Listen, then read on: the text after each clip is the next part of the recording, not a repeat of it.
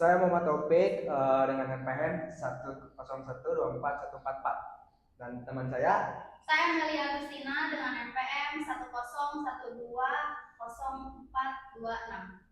Saya Kasristilati dengan NPM 10124122. Saya Marina Sila dengan NPM 101241108. Saya Marini dengan NPM 10124109. Kesempatan kali ini kami akan membuat video simulasi dengan bertemakan pemicu adanya politik dalam berorganisasi. Selamat menyaksikan.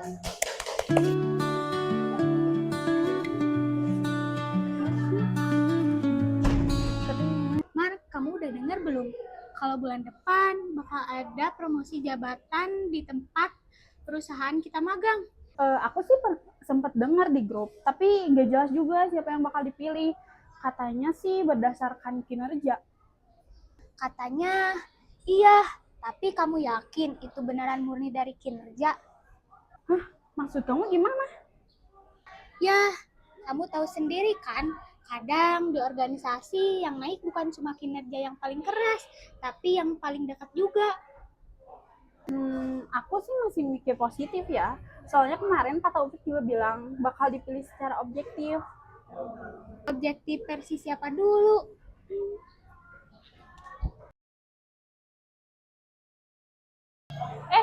Lagi ngomongin promosi ya? Mel, iya nih lagi bahas itu. Wajar sih kalau pada mikir, soalnya kesempatan kayak gitu gak sering datang. Menurut kamu gimana? Emang benar bakal objektif? Kalau di organisasi sih realitanya nggak sesederhana itu. Kadang yang kelihatan rajin belum tentu yang naik. Maksud kamu gimana? Ya selain kinerja ada hal yang harus dipertimbangkan lagi, yaitu cara kamu berkomunikasi, gimana kamu dilihat sama atasan, bahkan relasi kamu juga di dalam tim harus dilihat. Jadi maksudnya bukan soal cuma kerja doang. Kerja itu juga penting, tapi itu bukan salah satunya faktor. Berarti ada hal-hal yang nggak kelihatan ya? Justru yang nggak kelihatan itu yang sering paling menentukan. Tapi kalau kayak gitu bukannya jadi nggak adil? Adil itu relatif Kak di organisasi, yang penting itu hasil dan siapa yang dianggap paling layak oleh atasan. Tapi Nah, serius. Terus kalau gitu kita harus ngapain? Ya tergantung mau tetap ideal atau mulai ngerti cara mainnya.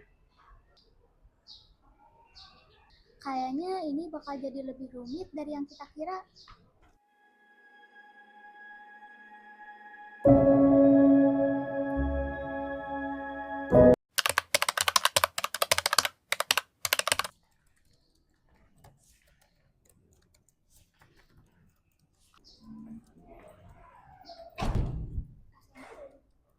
Oke teman-teman, kita sekarang masuk ke fase yang cukup penting dalam proyek ini. Seperti yang sudah saya sampaikan sebelumnya, proyek ini bukan hanya sekedar tugas, tapi juga menjadi bahan evaluasi untuk promosi posisi koordinator.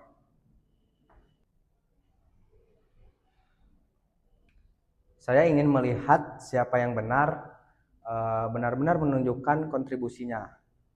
Bukan hanya hadir, tapi benar-benar terlibat. Pak, maksud kontribusi nyata itu lebih ke apa ya? Output kerja atau prosesnya juga dinilai? Keduanya, saya akan melihat dari hasil kerja, bagaimana kalian bekerja dalam tim, dan juga inisiatif yang kalian ambil. Pak, kalau indikator spesifiknya apakah ada penilaian tertulis atau rubrik gitu? Ada gambaran umum, tapi tidak terlalu kaku. Saya juga lebih banyak melakukan observasi langsung selama proses berlangsung.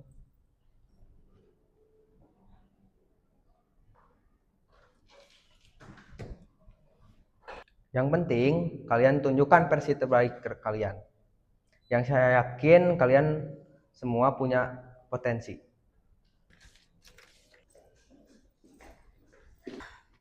Wah, jadi agak deg-degan ya. Deg-degan sih iya, tapi menurut aku ini agak bermasalah. Kenapa? Karena indikatornya nggak jelas. Kalau penilaiannya cuma observasi, itu bisa jadi sangat subjektif. Kalian sadar nggak? Justru itu poin pentingnya. Maksudnya? Kalau indikatornya nggak jelas, artinya kita punya ruang buat mengatur bagaimana kita terlihat. Mengatur terlihat. Itu maksudnya gimana? Gini, kalau kita cuma kerja biasa aja, kita cuma akan kelihatan biasa di mata atasan. Apalagi kalau semua orang juga kerja. Tapi kan yang dinilai harusnya kualitas kerja, bukan kelihatan atau enggaknya. Secara teori sih iya, tapi dalam praktik yang dilihat atasan itu apa yang dia tangkap. Kalau kontribusi kamu nggak terlihat, ya sama aja nggak akan ada. Jadi kita harus cari perhatian. Bukan cari perhatian, tapi strategi. Strategi kayak gimana? Nih misalnya, kamu lebih aktif waktu diskusi, kamu ambil bagian penting saat presentasi, atau kamu lebih sering komunikasi langsung sama atasan. Itu mah udah masuk ke arah main citra, bukan kerja tulus. Citra itu bagian dari realita organisasi, Kak. Kamu mau diakui atau cuma merasa sudah bekerja? Berarti bukan cuma kerja keras ya, tapi juga gimana kita terlihat bekerja. Tepat. Aku jadi bingung kalau semua orang mulai mikir kayak gini, nanti jadinya saling saingan dong. Itu dia masalahnya, kalau semua fokus ke diri sendiri, kerja tim bisa rusak. Bukan rusak, tapi berubah. Dari kerjasama jadi kompetisi.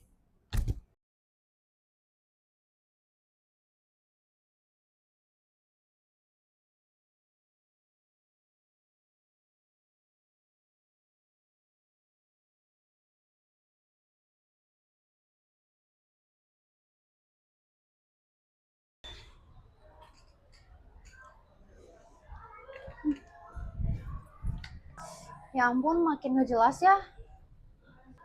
Karena gak transparan, jadi bisa bias. Mungkin ada pertimbangan lain. Kalau cuma pertimbangan, berarti gak ada standar. Nah, di situ permainan mulai dimulai. Permainan. Kalian pikir ini soal kerja keras doang? Memang harusnya. Kalau semua kerja keras, yang beda apa? Kualitas. Persepsi siapa yang paling terlihat. Berarti image itu penting. Sama pentingnya. Berarti bisa manipulatif. Dan itu sering. Jadi, kita harus gimana? Aku sih mau tetap jujur. Tapi kalau nggak kepilih, Lebih baik begitu. tapi itu bukan curang, itu membaca situasi. Jadi serba salah ya. Kalau sampai kalah, kalau nggak main, nggak enak. Itu namanya kompetisi.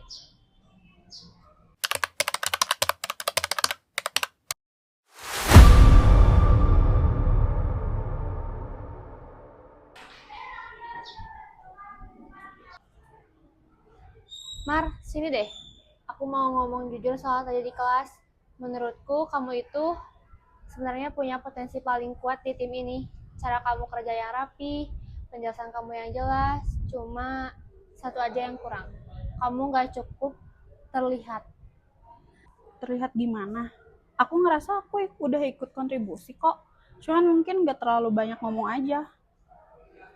Justru itu, di kondisi yang sistemnya nggak jelas kayak sekarang, bukan cuma soal kontribusi, tapi gimana orang lain, terutama atasan, melihat kontribusi kamu. Jadi aku harus lebih menonjol gitu. Aku takut malah kelihatan egois atau nggak enak ke yang lain. Gak harus egois, kamu tetap kerja seperti biasa, tapi mulai ambil peran yang lebih kelihatan, lebih aktif komunikasi, dan pastikan orang tahu kamu berkontribusi. Itu bukan curang, itu sadar situasi. Itu cara halus buat cari perhatian. Karena menurutku kalau semua orang mulai fokus ke terlihat, kerja timnya bisa hilang dan berubah jadi saling saing. Aku nggak ngajarin dia buat saingan. Aku cuma nggak mau dia tenggelam di sistem yang nggak jelas. Realitanya, yang terlihat sering kali yang diingat. Aku cuma nggak mau ketinggalan, tapi di sisi lain juga aku nggak mau berubah jadi orang yang nggak aku banget. Itu yang harus kamu jaga. Boleh berkembang, boleh aktif, tapi jangan sampai kamu kehilangan batas cuma karena tekanan situasi.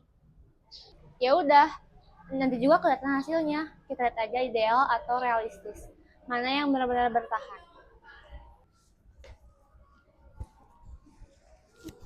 Kadang susah ya bedain mana yang masih wajar, mana yang udah mulai main. Makanya penting punya batas biar kamu tetap tahu kamu lagi di jalan ke arah mana. Sejak itu aku sadar, ini bukan cuma soal kerja keras, tapi soal pilihan yang tetap lurus, atau mulai menyesuaikan diri dengan keadaan.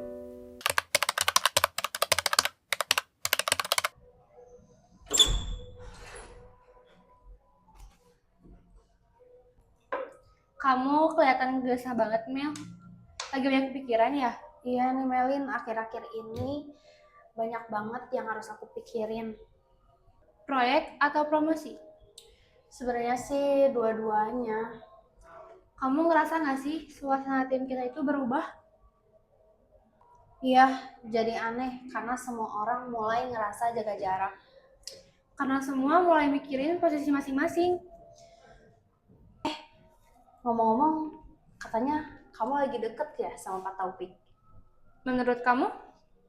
Soalnya aku sering lihat kalian ngobrol berdua tuh. Kalau cuma kerja, kamu percaya gak? Kalau aku sendiri sih percaya, tapi orang lain belum tentu. Kalian lagi bahas apa di sini? Lagi ngebahas presentasi angkatan kita. Aku juga sempet mikir sih kalau kamu tuh lagi deket sama Pak Taufik. Itu contoh persepsi. Tapi kalau jadi bikin orang gak nyaman, gimana? Kamu nggak bisa kontroversi, tapi kamu bisa manfaatin. Berarti kamu sengaja? Aku cuma nggak bisa nolak karena itu menguntungkan. Baik, di sini saya akan memulai presentasi terkait analisis strategi pemasaran berbasis kebutuhan pasar. Kalau boleh saya tambahkan, Maaf ya Kak, nanti tunggu sebentar. Atau ngambil alih? Itu logis. Logis buat siapa? Kita dunia individu. Aku cuma gak mau kalah sebelum kita mulai. Aku gak ngerti Mel, aku harus ngapain. Maksudnya, Mar? Aku mulai dari niat baik, tapi sekarang berubah. Kalau aku maju, aku mulai gak dianggap.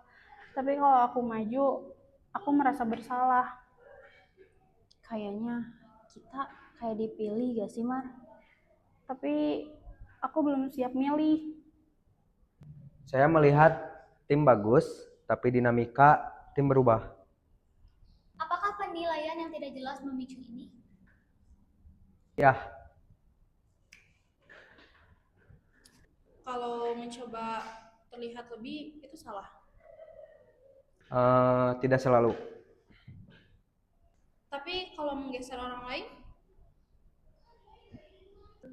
Itu batasnya. Aku mungkin terlalu keras. aku juga terlalu jauh. Tapi kan kita semua bagian dari tim ini. Kita punya cara berbeda. Mungkin bukan soal menghindari politik, tapi menjaga batas.